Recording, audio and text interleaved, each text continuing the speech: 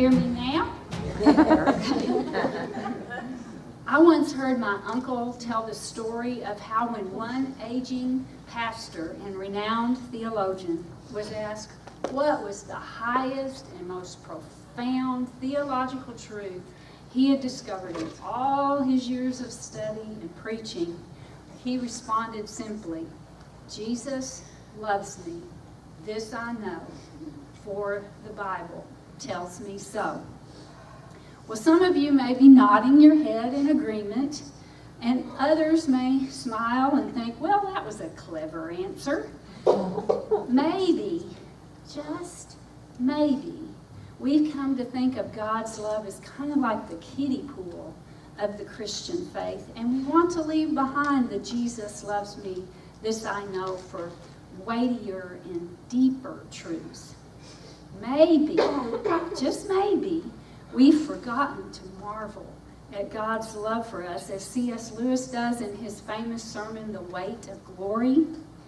He said, to be loved by God, the God of all the universe, not merely pitied, but delighted in as an artist in her work, or as a father in a son. It seems impossible, a weight or a burden of glory which our thoughts can hardly sustain, but it is so. Have you been quieted by God's love lately? Have you just sat simply singing to yourself, Jesus loves me, this I know, for the Bible tells me so?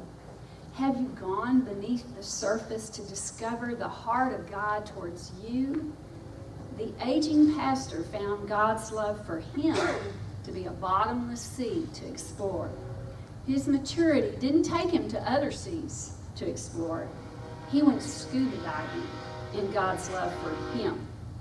And I'd like to share with you just real quickly how God took me scuba diving in his love for me. I was serving on a music team on a walk to Emmaus. I was up in the chapel tuning my harp to be played later on. It was just me and the harp, and I'm tuning. That's pretty mindless activity. And I hear, not in an audible voice, but I hear, Kim, you do not believe that I love you. Wow.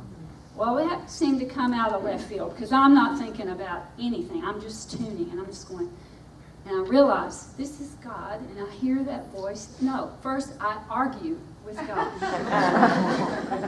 I tell him, you know, the song, Bigger Than I Thought You Were, when he says, I've stopped all negotiations. Well, I hadn't learned that yet.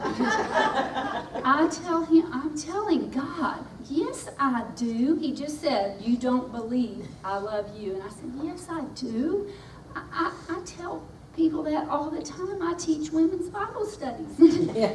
I tell them, you love them. And I hear him say again, Kim, you do not believe I love you.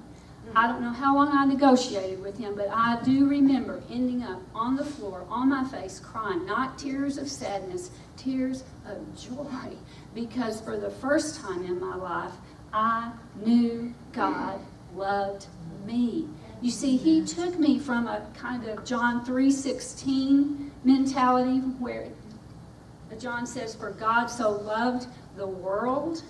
That's what I thought of when I said, God loves me. I'd see the world, or a sea of humanity, of believers. And I was in there, and I knew God loved me. But he took me from that kind of thinking to Galatians 2:20 kind of thinking. Let me show you. You have Galatians 2:20? Yeah. Towards the end, where the fourth from the bottom, where Paul writes, my new life is empowered by the faith of the Son of God who loves me so much that he gave himself for me and dispenses his life into mine. I went from God so loved the world to God loves me. And I went around the rest of that time there at Camp Butman telling everybody, Jesus loves me. Jesus loves me. And I got all all kinds of reactions. I'm like, well, yeah, you know. But I was also surprised by how many other people would just quote, tell me a date where they learned the exact same thing, where God revealed to them He loved them as they were.